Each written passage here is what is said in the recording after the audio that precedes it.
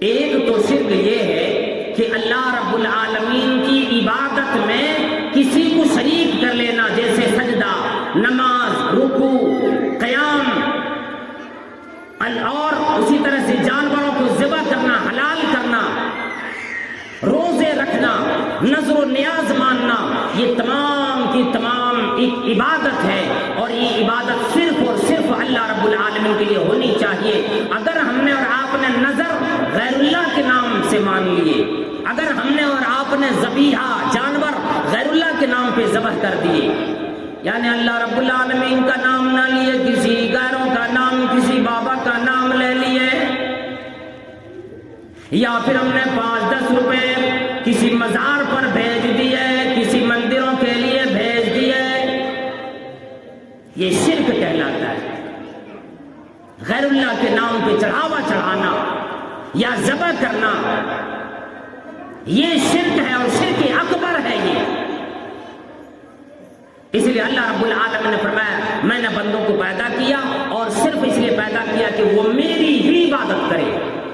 وَأَنَّ الْمَسَاجِدَ لِلَّهِ فَلَا تَدْعُوا مَعَ اللَّهِ أَحَدًا، یاد رکھو سجدہ کرنے والی جگہیں، تمام کی تمام جگہیں، پوری زمین یا خصوصاً جو مساجد ہیں صرف اللہ کا گھر ہے اور اللہ کی عبادت کے لیے ہے، زمین اللہ کی عبادت کے لیے ہے۔ فَلَا تَدْعُوا مَعَ اللَّهِ أَحَدًا،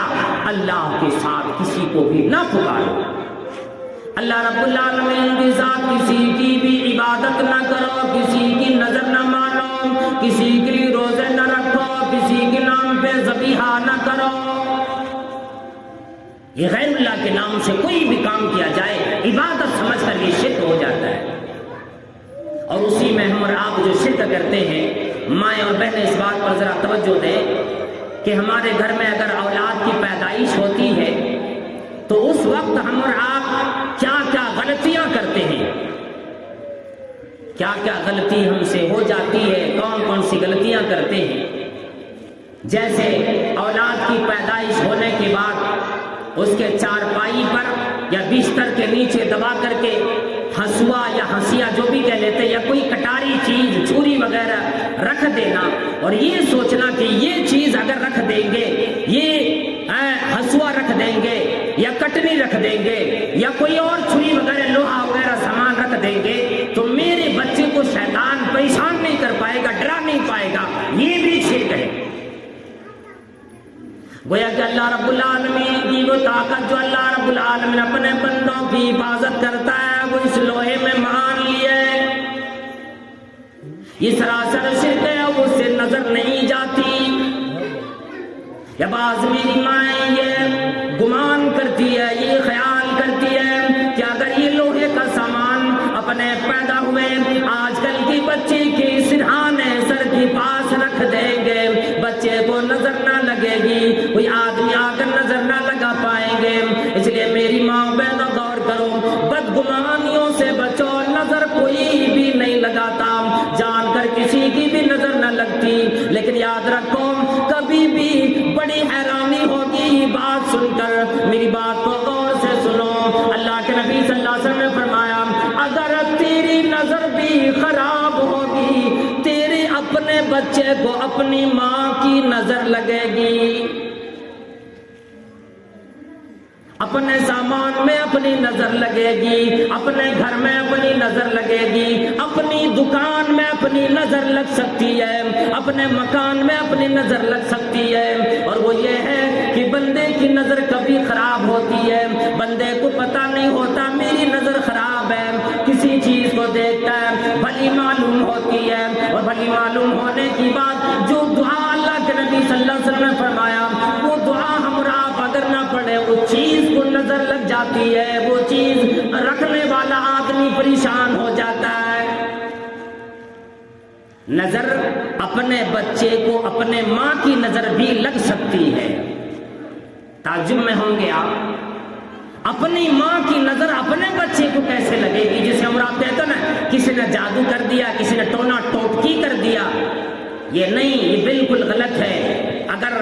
اللہ کے نبی صلی اللہ علیہ وسلم میں کوئی چیز اگر آپ دیکھو، اگر ماشاء اللہ لا قوت الا باللہ پڑھ لیں گے تو پھر نظر نہیں لگے گی، پھر وہ چیز آپ کے لیے بالکل اچھی ہوگی۔ جیسے آپ نے گاڑی خرید کر لائے، گاڑی کسی کو اچھی لگی،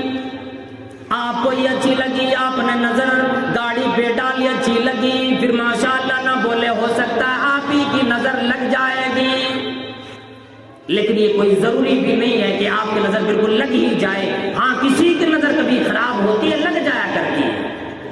اس لیے اپنے بچوں کو بھی اگر مائیں دیکھتی ہیں تو میری ماں بہنوں سے گزارش ہے، دیکھ کر ماشاءاللہ، الحمدللہ، سبحان اللہ یہ الفاظ بولیں اور اپنے بچے کو دعا دیں کہ اللہ تبارک و تعالیٰ تجھے لمبی زندگی اور صالحانہ زندگی دے اور زیادہ خوبصورتی میرے بچے کو عطا کرے۔ یہ دعا ہمیں اور آپ کو تمام لوگوں کو اپنے بچوں کے لیے بھی کرنی چاہیے۔ تو نظر اتارنے کے لیے ہنسوا رکھ دیتے ہیں ہم اور آپ اپنے گھروں میں، اور اسی طرح سے پہلے انگیٹھی جلاتے تھے نا، انگیٹھی جیسے توے میں آگ رکھ کر کے جلایا جاتا ہے، جیسے ہمارے ادھر کی دائیاں جو ہوتی ہیں وہ اس آگ سے کام کرنے آتی ہے، اور جو بچے کی ماں ہوتی ہے اس آگ کے ذریعے سے اس کو سینکا جاتا ہے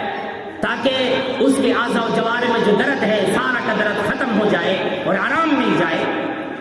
اس کے اندر کبھی کبھی ہماری مائیں بہنیں بھی غلط کام کر جاتی ہے، جیسے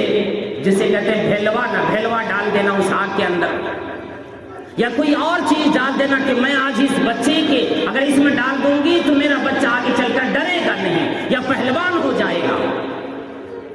یا ایک اچھا انسان نکلے گا، دلیر نکلے گا، بہادر بنے گا۔ نہیں، یہ عقیدہ نہایت غلط ہے۔ سن رہی میری مائیں بہنیں،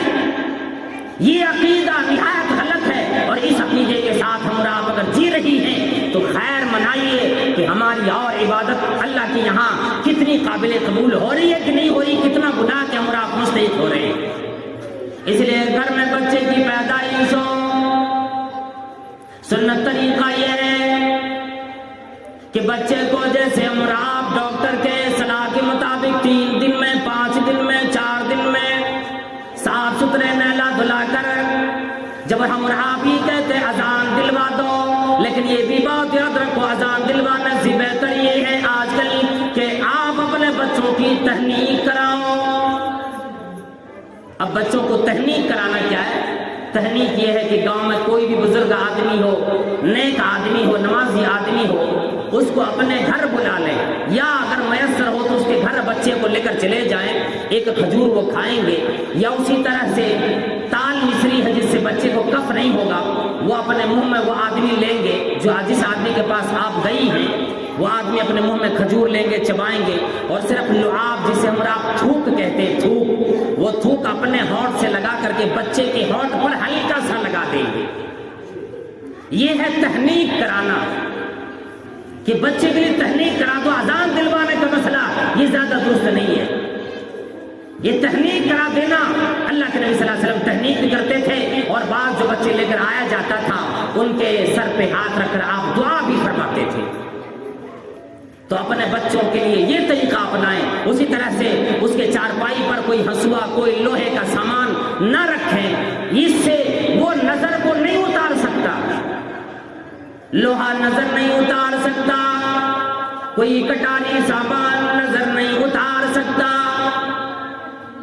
ابھی ایک اور رواج چلا ہے، جب بچہ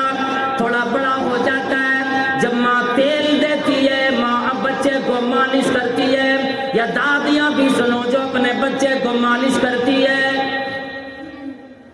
گھر میں بہنیں اپنے جب بھتیجی کو مالش کرتی ہے، ماں اپنے بچے کو جب مالش کرتی ہے، جب اسے کاجل لگاتی ہے، سرما لگاتی ہے، اپنے بچے کو جب صاف ستھرا کرتی ہے، تو اس میں ایک غلط کام اور بھی کرتی ہے کہ مائیں میری بہنیں غور سے سنو، اپنے بچوں کے چہرے پر یا گال پر کالا ٹیکا لگا دیتی ہے۔ یہ بالکل جائز نہیں، یہ کالا ٹیکا کاجل کا لگا دینا، چاہے وہ پیشانی پہ، کپار پہ لگا دو،